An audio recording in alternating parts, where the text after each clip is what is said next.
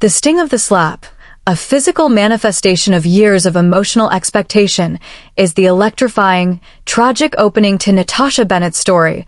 But as she wisely observes, it was not the end, it was only the cover of the story.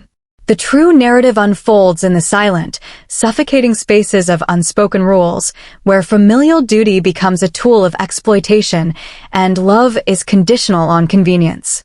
We begin not with the sound of the crack, but with the quiet, insidious erosion of self-worth that precedes it, the quiet life Natasha built, the life she found comfort in because silence made sense to me. Silence didn't lie. This foundational silence, however, was not strength. It was an accommodation, a strategy to survive by not taking up too much space. We must immediately establish the central linguistic paradox that often the most important words we need to learn in English are the shortest and the hardest to say. Her parents saw her as steady, dependable Natasha, the one who never needed anything. This is a classic narrative trope, the scapegoat or the responsible one, whose emotional stability is weaponized against them. They mistake her self-reliance for an infinite, unquestioning well of resources, a blank check drawn on her life. The arrival of her parents, with their suitcases and their rehearsed whisper, "We lost the house," is the inciting incident that forces Natasha to confront the chasm between their reality and the manipulative performance they stage in her sanctuary. Note the advanced vocabulary here. The parents are disingenuous, not candid or sincere, and are engaged in a subterfuge, deceit used in order to achieve one's goal, hiding the fact they willfully divested, voluntarily rid themselves of their asset. Her mother's immediate domestic intrusion, rearranging spices and muttering, "You need better spices," is a subtle but devastating act of territoriality, claiming ownership through assumed authority. The narrative tension is beautifully captured in the idiom, making my stomach knot, an immediate, visceral recognition of psychological threat. Natasha's initial politeness, her attempt to apply reason to a situation designed to defy it, "Did you talk to a lawyer? Or the bank or anyone?" is her last, desperate bid to maintain the status quo of their relationship, a relationship built on the fragile piece of her compliance. The parents' refusal to engage, "It's complicated, we're figuring it out," is a deliberate evasion, a linguistic sleight of hand designed to keep Natasha off balance and on the back foot, an idiom meaning disadvantaged and defensive. This is the moment we realize that the most dangerous lie is not what is said, but what is expected without being asked. What assumptions about your own life, your own resources, are others currently taking for granted because you haven't yet found the courage to speak your no? The second chapter of Natasha's journey is the transition from intuition to verifiable fact, moving her from the subjective discomfort of her stomach knot to the objective certainty provided by her lawyer friend, Adrian Cole. The philosophical journey here is the crucial importance of empirical evidence in navigating emotional crises. The initial suspicion, captured by her observation that the thing I loved most about it, silence, is that it makes every wrong sound louder, is the internal siren warning her of the deep-seated deception. Her parents are not just staying, they are entrenching, establishing themselves firmly, symbolized by Dad's unsolicited decision to tighten the screws on a cabinet, an act of false permanence. Natasha's decision to call Adrian Cole is the first decisive action of her self-sovereignty. She stops trying to decode their lies and seeks an independent third-party audit of reality. She refuses to be confined to the narrative they have fabricated. When Adrian delivers the truth, that they sold the house voluntarily and wired the nearly $1 million proceeds to her brother Daniel, the emotional force of the news is described with perfect physical precision. My heart dropped, and the truth slammed into me so hard it stole the air from my lungs. This revelation is the cognitive dissonance, the state of having inconsistent thoughts or beliefs collapsing. The vocabulary of betrayal is crucial here. The parents were not victims of bad investments. They were the perpetrators of a calculated inequity, an act of preferential treatment, favoring one person over another, that financially, and then physically, displaced themselves onto their other child. Daniel, the golden child, the one destined for something big, received the inheritance while Natasha, the steady, dependable one, was expected to provide the lodging. This realization shatters the old family mythos, exposing the invidious, likely to arouse resentment, comparison that had underpinned her entire life. She was not the favored child, but the failsafe, the quiet, orderly, and therefore exploitable backup plan. As she looks at them in her kitchen, no longer confused, but comfortable, she sees them not as distressed parents, but as squatters attempting to claim her domain through emotional manipulation. This is the moment she shifts from reacting to proacting, taking initiative to anticipate future problems. The philosophical teaching is clear. Truth is the only foundation for true strength. The moment she possesses the fact of the betrayal, the guilt that used to cling to her like a weight around my ribs begins to loosen its hold. The stage is set for the confrontation, a reckoning not just with her parents, but with the years she spent silencing her own needs. When you finally possess the truth, does it make you feel more powerful or more afraid to finally act on it? The third chapter, The Confrontation and the Crack, focuses on the explosive moment when Natasha translates her internal truth into external, spoken reality. The paragraph begins with the precise linguistic action. It started with a single sentence, quiet, sharp-spoken across my own kitchen counter the next morning. You two need to start looking for another place. This is the verbal boundary, the declaration of self-sovereignty, supreme and independent authority over oneself. Her parents' responses instantly reveal their shift from feigned distress to entitlement. Mom uses the emotional appeal, what do you mean? Dad uses the argument of duty, we're your parents? Where else are we supposed to go? They rely on the cultural construct of filial piety, respect for parents, to demand resources. Natasha's simple, powerful rejoinder is the lesson. No, I said study this time. I'm setting a boundary. The moment Dad finally articulates the core of the family dynamic, we gave your brother a home because he needed help. You're fine. You've always been fine. Is the crucial emotional climax before the physical one. This phrase, you're fine, is the ultimate linguistic dismissal, a rationale used to justify their exploitation. It means, because you are capable, you are responsible for mitigating our bad choices. Her response, or didn't think I mattered, is the final, devastating insight that cuts through the facade. When Mom attempts to wield the traditional weapon of guilt, tears, gathering instantly, Natasha's inner revolution is complete.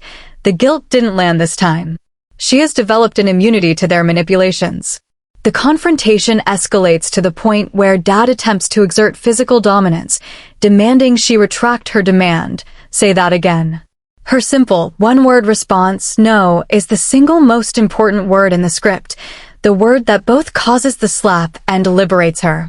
The slap itself, a sudden, brutal crack across my face, is the denouement, the final part of a play, film, or narrative in which the strands of the plot are drawn together, of the old family dynamic. The physical violence instantly clarifies the situation. Her father's authority is not moral, but physical. The power of the scene lies in Natasha's immediate, unflinching reaction. Her response is not emotional hysteria, but cold, methodical self-preservation. She walks to the counter, picks up her phone, and dials the emergency services. This action, the use of law and external authority, is her ultimate declaration of independence, transforming the situation from a messy family argument into a legal matter of trespass.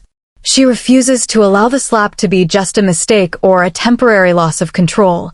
She recognizes it as a pattern that must be stopped through formal means. Mom's desperate, last-ditch plea, he didn't mean it, is the final gaslighting attempt, immediately countered by Natasha's factual and chilling observation. He hit me. In my own home. The sight of her parents being escorted, accompanied by an official, out, carrying the suitcases that contain their lies, signifies the end of her life as the accommodating daughter. The realization that clicks into place is profound. This wasn't collapse. This was the beginning. My beginning. The philosophical teaching is that true power does not lie in physical strength or emotional manipulation, but in the unwavering ability to enforce your non-negotiables through the application of clear, legal, or moral force. What are the key non-negotiable boundaries you must articulate and enforce in your own life to truly begin your own chapter? The fourth chapter shifts the focus from the act of setting the boundary to the fallout and the realignment of reality, the long-term, systemic consequences of her parents' choices. The weeks following the incident are marked by a cleaner, safer silence in Natasha's condo, a testament to the peace that effective boundaries bring. However, the story wisely recognizes that the battle simply shifted the battlefield. The ripple effects, consequences that spread out of the parents' $950,000 gift to Daniel begin to become clear through the frantic, dropped call from Daniel's girlfriend, Marissa, and the eventual, more grounded intervention of her grandmother, Evelyn. Evelyn is the chorus character, the voice of wisdom and historical context, who brings Natasha into her circle of truth. The revelation, presented via a newspaper clipping, that Daniel mortgaged the house and lost the money to a failed startup gamble is the final, satisfying piece of dramatic irony. The golden child, for all his self-proclaimed brilliance, was recklessly imprudent, not showing care for the consequences of an action. Validating the parents' decision to trust him was an act of profound delusion, a false belief. This historical element connects to the universal wisdom of hubris, excessive pride or self-confidence, leading to nemesis, a long-standing rival, or a deserved punishment. Daniel's confidence was not based on competence, but on inherited entitlement, a concept captured by the idiom, gambled their entire lives on a dream he barely understood. The meeting at Evelyn's house is the formal reconciliation, the restoration of friendly relations, that is predicated on unconditional truth. Mom and Dad are now dispossessed, deprived of the ownership of land or property, not just of their home, but of their protective lies. When Dad finally confesses, I was angry, embarrassed, losing everything. It made me someone I shouldn't be. He is using the language of accountability, the requirement or obligation to justify one's actions. Crucially, the parents arrive not to demand rescue, but because Evelyn has forced them to accept the truth that you don't owe us your home, or your life, or your forgiveness. This is the philosophical core of the chapter. True healing requires ownership of damage. Evelyn's intervention changes the dynamic from a one-sided demand to a multi-sided journey of recovery. Daniel's tearful, defeated apology, and his humble admission of seeking steady work shows the first sign of genuine remorse, deep regret or guilt for a wrong committed. Natasha's response is a masterclass in emotional maturity. I can't fix your choices, but I'm willing to talk. She offers not forgiveness as a magical erasure of the past, but as a commitment to a potential future, a future where the family might be honest before it is perfect. The idiom, the anger inside me loosened, signifies a shift from active defense to passive observation, recognizing that they are now facing the consequences and she no longer has to be the custodian. A person who is responsible for protecting or taking care of something, of their emotional and financial health. How often do we mistake the initial anger of confrontation for the final stage of the healing process and fail to see the slow, quiet work of rebuilding trust that must follow? The fifth and final chapter serves as the epilogue and a profound linguistic meditation on the nature of forgiveness and resilience, connecting Natasha's personal journey to universal wisdom. The key takeaway is the concept of rebuilding separately, then maybe someday together. The family is in a state of slow, deliberate rehabilitation, the action of restoring someone to health or normal life. Her parents are learning to live with consequences, a necessary stage of moral development that Evelyn enforces, not by coddling, treating someone in an overprotective way, but by guidance and firm words. Daniel's steady, humble job is an example of atonement in action. He is expiating, making amends for, his reckless behavior through honest effort. Natasha's actions, adding a new lock and rearranging furniture, are not acts of paranoia but rituals of reclaiming, solidifying her sense of agency, the capacity of a person to act independently and make their own free choices. The advanced vocabulary of this section focuses on the distinction between forgetting and refusing to carry. The central, profound lesson is articulated as a truth worthy of inscription. Forgiveness doesn't mean erasing the past. It means refusing to carry someone else's mistakes on your back. This is the ultimate lesson in self-liberation. She has moved past the need for their apology to find her own peace. Her meeting with her parents in the yard, seeing them not guilty, not demanding, just hopeful, is the final, delicate brushstroke of the narrative. The feeling of possibility is a powerful, mature emotion, far more complex than simple joy. The final philosophical teaching is that an honest family, while perhaps imperfect, is infinitely stronger than one built on convenient lies and unilateral expectations. The story ends by framing her journey as a blueprint for the audience, a guide for achieving emotional solvency, the ability to pay one's debts and survive financially in their own lives. Her peace and her home are reclaimed not by destroying her family, but by fundamentally redefining her relationship with them through the terrifying but essential power of saying no. The narrative closes by offering the audience an opportunity to engage in their own moment of reflection and linguistic action.